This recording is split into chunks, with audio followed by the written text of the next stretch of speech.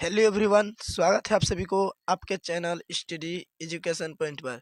दोस्तों, आज की इस वीडियो में पढ़ेंगे केमिस्ट्री क्लास 12वीं के मोस्ट इम्पोर्टेंट दीर्घवृत्तीय प्रश्न जो कि 2025 के लिए इम्पोर्टेंट होने वाला है। तो चलिए क्वेश्चन को देखते हैं क्या है और वीडियो को स्टार्ट करते हैं। प्रथम कोटि की अभिक्रिया से आप क्या समझते हैं? प्रथम कोटि अभिक्रिया का व्यंजक प्राप्त करें। पहले प्रथम कोटि अभिक्रिया का परिभाषा पूछ रहा है, फिर प्रथम कोटि अभिक्रिया का यानी सूत्र निकालने के लिए बोल रहा है। तो पहले परिभाषा देंगे। वैसे अभिक्रियाएं जिनमें अभिक्रिया का वेग अभिकारक अणुओं की सांद्रता के गुणनफल के प्रथम घात के समानुपाती होता है तो उसे प्रथम कोटि की अभिक्रिया कहा जाता है।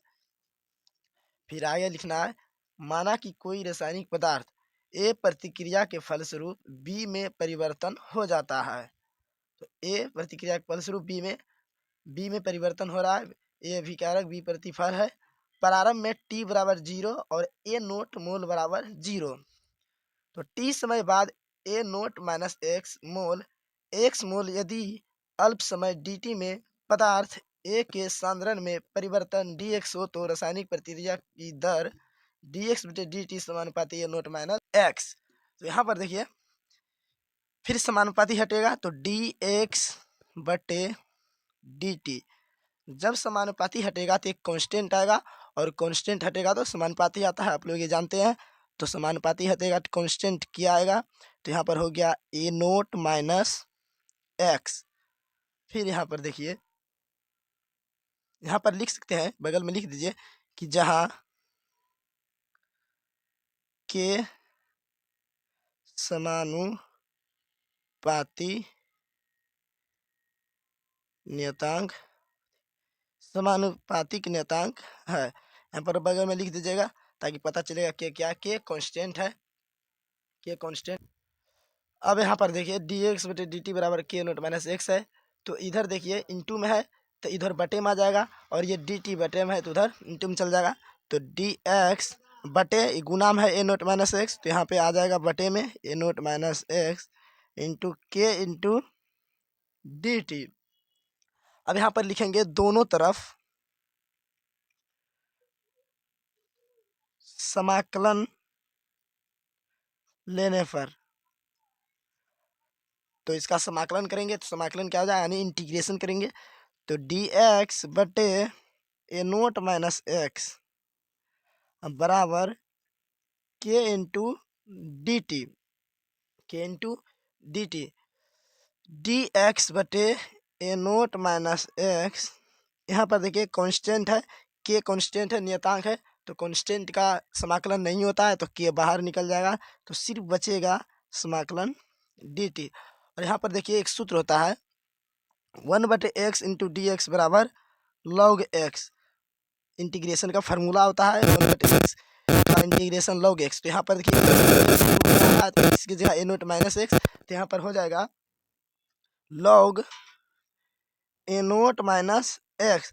लेकिन यहाँ पर देखिए एक्स में माइनस का गुणांक है तो ये जब जब एक्स में माइनस का गुणांक करता है तो बाहर आ जाता है तो माइनस लॉग ए नोट माइनस एक्स हो गया। के इंटू टी का इंटीग्रेशन हो जाएगा टी और प्लस सी। यहाँ पर सी क्या है तो लिख सकते हैं जहाँ सी समाकलन नियतांक है, समाकलन नियतांक या स्थिरांक, समाकलन स्थिरांक है, समाकलन स्थिरांक है। तो इसको समीकरण फर्स्ट मान लेंगे। अब लिखना है जहाँ t बराबर 0 तब x 0, t 0 तब x 0। अब समीकरण फर्स्ट से, समीकरण फर्स्ट हमारा क्या है माइनस लॉग ए नोट माइनस एक्स बराबर के टी प्लस सी। तो टी का मान रखना है और एक्स का मान रखना है समीकरण फर्स्ट में। तो माइनस लॉग, पहले समीकरण फर्स्ट क्या लिख ले यहाँ पे एक्स टी प्लस सी और टी की जगह 0 रखना है, एक्स की जगह भी 0 तो एक्स की जगह 0 के इंटू 0 प्लस सी। तो यहाँ पर हो गया माइनस लॉग, तो ए नोट में 0 घटेगा सिर्फ ए नोट बचेगा, 0 0 हो जाएगा तो सिर्फ प्लस सी, सी यहाँ पे बचेगा। अब ये सी का मान समीकरण फर्स्ट में रखेंगे, तो समीकरण फर्स्ट में रखेंगे सी का मान। समीकरण फर्स्ट क्या है, minus log A naught minus x के इंटू टी प्लस सी। तो यहाँ पे प्लस सी है, सी की जगह रखेंगे minus log A naught, minus log A naught. तो minus log A naught minus x के t plus into minus minus log A naught, minus log A naught minus x.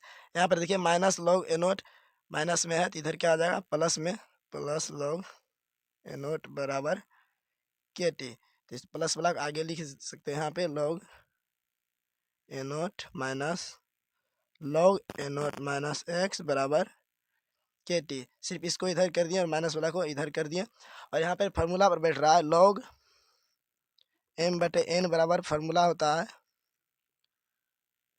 Log M minus log. यहाँ पे इसको M मान लेते हैं, इसको N, तो फार्मूला क्या हो जाएगा लॉग एम बटे एन। इस रूप में है तो फार्मूला जाएगा लॉग एम बटे एम। तो लॉग एम बटे एन, तो एम क्या है ए नॉट बटे एन क्या है ए नॉट माइनस एक्स बराबर के टी। इसको यहाँ पर ऐसे लिख सकते हैं के टी बराबर लॉग ए नॉट बटे ए नॉट माइनस एक्स। अब यहाँ पर देखिए जब आधार ई वाले लॉग में जब 2.303 से गुना किया जाता है तो वह आधार 10 में परिवर्तित हो जाता है। तो यहाँ पर मान लीजिए लॉग ई है, लॉग हमेशा ई में रहता है और यहाँ पर कुछ मान दर्शाया जाता है तभी होता है। तो यहाँ पर हमेशा लॉग ई में रहता है, तो इसको आधार 10 में बदलना है, लॉग 10 में बदलना है। तो इसमें गुना करना पड़ेगा 2.303 से, तब ये बदल जाएगा लॉग 10 में। पहले था लॉग ई में, जब लॉग ई वाला आधार में 2.303 से गुना करते हैं तो लॉग 10 में बदल जाता है। तो लॉग 10 में बदल गया ए नोट बटे ए नोट माइनस एक्स। यहाँ पर हो गया के टी बराबर 2.303 इंटू लॉग 10 ए नोट बटे ए नोट माइनस एक्स। यहाँ पर देखिए टी इंटू में है तो इधर आ जाएगा बटे में, तो 2.303 इंटू लॉग 10 ए नोट बटे ए नोट माइनस एक्स बटे टी। इसलिए के बराबर 2.303 बटे टी इंटू लॉग 10 ए नोट बटे ए नोट माइनस एक्स, ए नोट बटे ए नोट माइनस एक्स। तो ये यहाँ पर प्रथम कोटि अभिक्रिया का व्यंजक निकल गया। तो यहाँ पर लिख सकते हैं अतः किसी प्रथम कोटि या क्रम, कोटि का ही दूसरा नाम है क्रम, कोटि का ही नाम है क्रम, कोटि की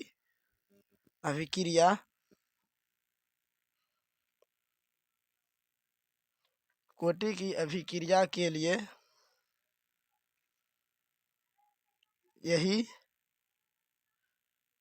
अभीष्ट व्यंजक है।